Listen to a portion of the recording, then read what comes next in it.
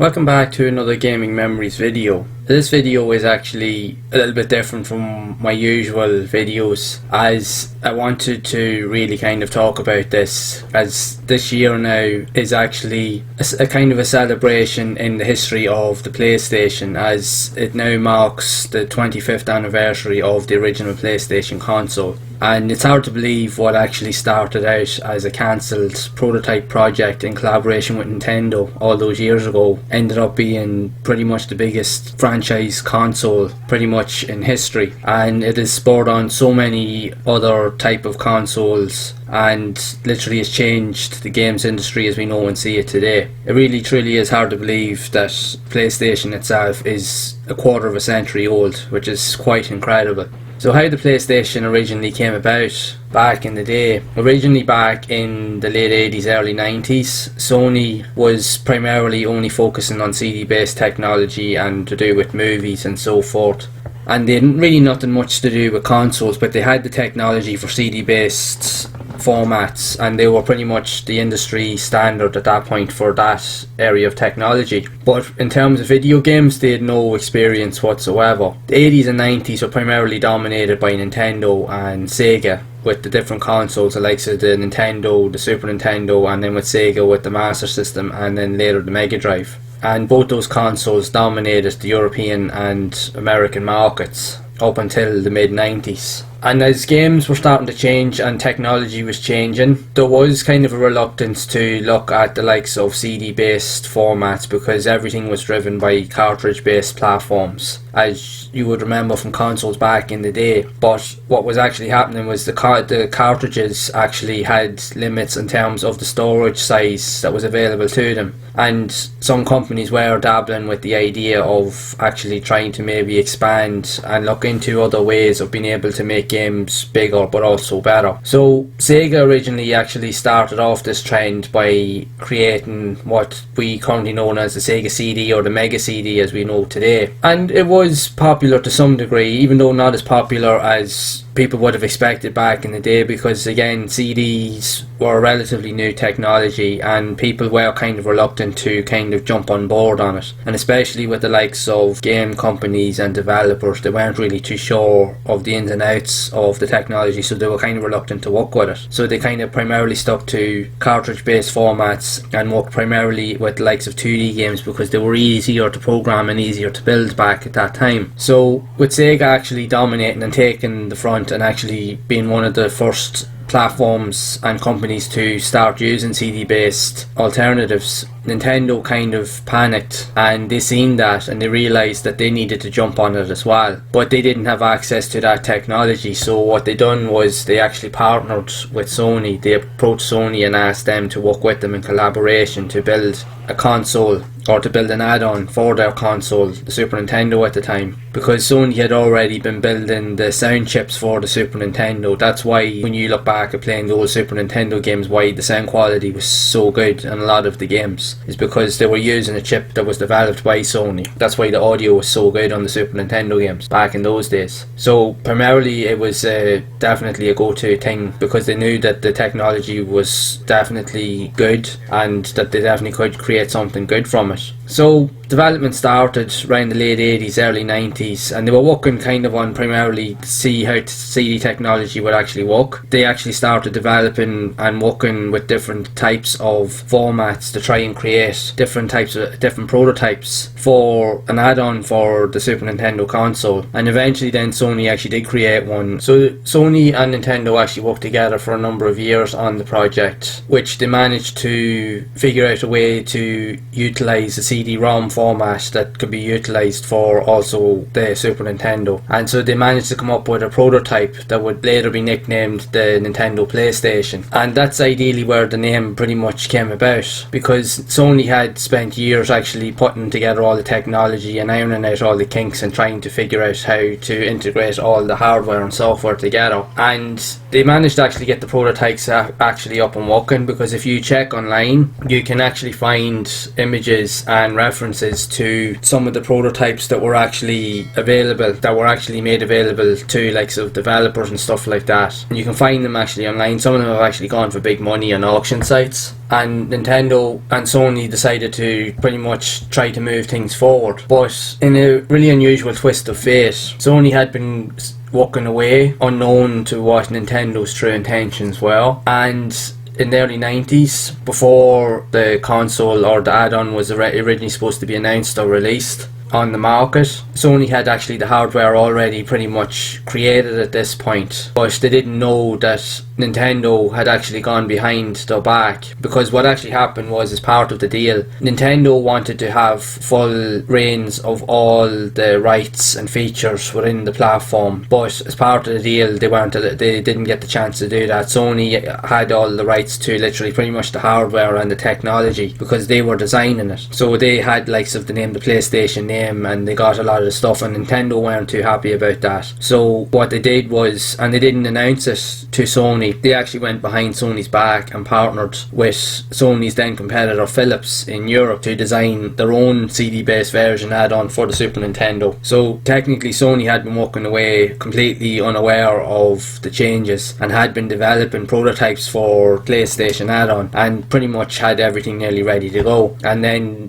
at one of the game shows in the early 90s, or there was the games conference, Sony had actually announced that they were partnering with Nintendo, only to be find out the next day Nintendo made an announcement saying they'd partnered with Philips, and they didn't tell Sony. You can see it all over the internet. You can definitely find other videos on YouTube and even blog posts that actually go more in depth about it. It's actually crazy how it actually turned out. But what actually happened as a result of it, Sony and Nintendo decided then obviously to part ways, but Sony were actually left with all this hardware and all this technology that they'd spent years actually putting together and building, and they knew that they could actually get it to work. So essentially Nintendo's loss was Sony's gain at the end of the day, because the then Sony CEO and president and the head of the technology department realised that they actually had something and a platform there to actually work with, that they knew that they could actually create and get into the video game market, because they had everything pretty much there. And they seen what was possible with the likes of the Sega CD, and they seen that how CD based games could actually work and how they actually stored a lot more information. So Sony pretty much just decided to go ahead with the project and to use the technology that they had, because essentially they had everything pretty much there. They had a format already built up from years of testing and building, and then pretty much the PlayStation console was born from that. So it was primarily known as the PlayStation or PS1. I was also codenamed the PSX as it's often known throughout the games industry. And the console then was actually first off in Japan in late December of 1994, and it was released then a few months later in North America and in Europe then in September 1995. And also alongside the release of the Sega Saturn, which had been released a few months earlier, PlayStation actually became the first major console to make CD-based gaming extremely popular within the industry. It actually started its own unique trends and pop culture due to the games that were released, the soundtracks of the games. It appealed to the likes of different types of pop and rave cultures at the time, like nightclubs and dance cultures and so forth. So it really stood out, which was quite unique for its time. No console had ever really kind of envisioned that or made that jump, and obviously influenced so many people, which is quite incredible.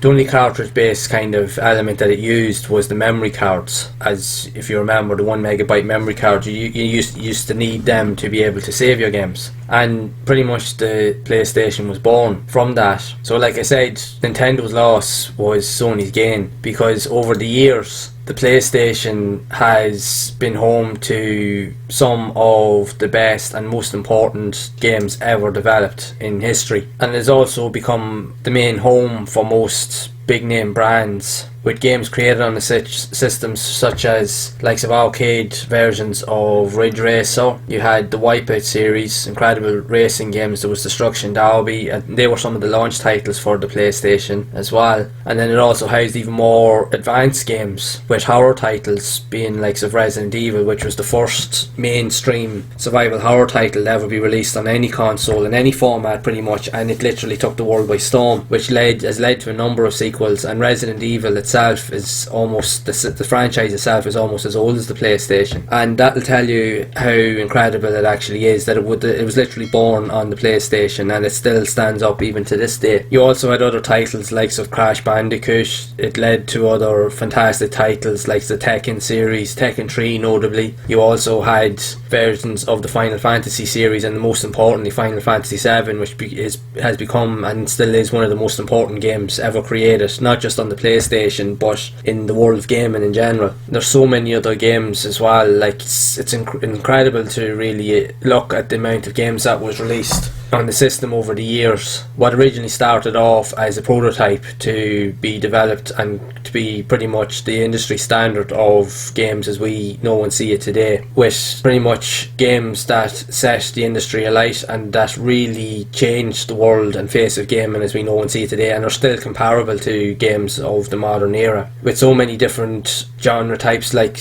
I mentioned Resident Evil. It started the survival horror genre, made it as popular as it is today. There was any amount and abundance of racing games, and pretty much the most important racing game of all time, Gran Turismo, which to this date actually is the best selling racing game of all time. It has over 9 million copies sold just on the PlayStation console alone, which is actually incredible, and in my opinion it's still one of the best racing games. I still play it all the time. It's just a fantastic game, and plus it also houses a lot of the types of cars as well, which back from the 90s, which as you know from all the big name brands, Toyota, Mitsubishi, Subaru, all the 90s Japanese sports cars, which are definitely some of the best cars ever made and the most popular. Even today they're still as popular today, and a lot of people would not have known about a lot of those cars had it been not for Gran Turismo on the PlayStation. The PlayStation itself, the console, spawned not only just a whole new generation of gaming, but it set its own standards and its own trends. It changed not just gaming but how people actually perceived things in the outside world. Pretty much like I mentioned, like being aware of cars that people didn't even know even existed. We all found that through playing and gaming on the PlayStation. The PlayStation, it really is home to so many people's hearts. Even for me, it's my number one favourite console of all time, and I've played and owned loads of consoles over the years, and for me nothing has never stood out as much as the memories I have from playing the original PlayStation. From that first boot up sequence to pretty much the games that you were playing, Resident Evil was my favourite game of all time. But then you can't even begin to get started on the racing games like Gran Turismo. There was Destruction Derby, Formula 1. I have done other videos where I explain and talk about my first experiences with the PlayStation. I'll drop links down in the description so you can check them out. And it's just, even to this day, I still find, even with all the other consoles, which has led on, the PlayStation has spawned other variations. It's led on to the PlayStation 2, the PlayStation 3, PlayStation 4, and soon we're going to have the PlayStation 5, and then there's loads of other handheld consoles like the PSP, PlayStation Vita, and it's just an incredible format.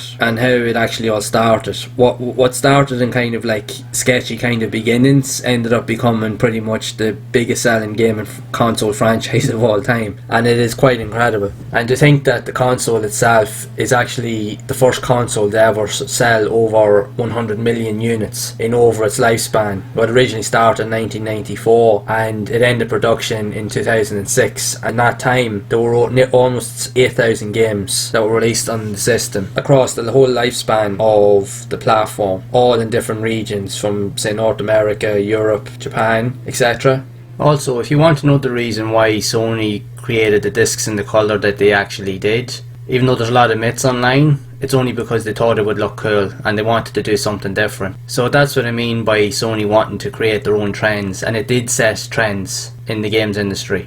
And you can clearly see why PlayStation holds so many memories close to people's hearts, because like it really is pretty much it's probably definitely one of the most, if not the most iconic console ever created. It's housed so many big name brands of games that literally have created trends and developed a new generation with the games I mentioned: Final Fantasy, Resident Evil, even Metal Gear Solid, and among others. And it was pretty much the first console as well that kind of catered for more grown up style gaming, more for like the teenagers and even adults, because there was essentially something for everybody on the system. Like you had games like Crash Bandicoot and Spyro the Dragon that appealed to the younger audiences, but then you had Resident Evil, and you had likes of Parasite Eve and the Tekken series and all other games that appealed to more older generations. There was something for everybody. That's the one thing I will say. Like, that's, for me, that's what I take away from the console, and that's why for me it is my most favourite console of all time, because it opened my eyes to so many different possibilities. And what's even awesome today is, even though there's no games no longer being developed for the console, but you can see up and coming game developers online, they're actually trying to create and replicate their own versions of old PS1 games and putting their own spin on it. Like, they're making horror games, they're making racing games, they're making different style of games, but all within the 32-bit format and graphical style of the original PlayStation, because there's just something so unique about the style of the graphics on the console that really stands the test of time. Even though they may not look as good today as compared to modern gaming, but they're just as playable today. That's the crazy thing about it. And recently, over the last 2 years, with Sony releasing the PlayStation Classic, even though it didn't release to really good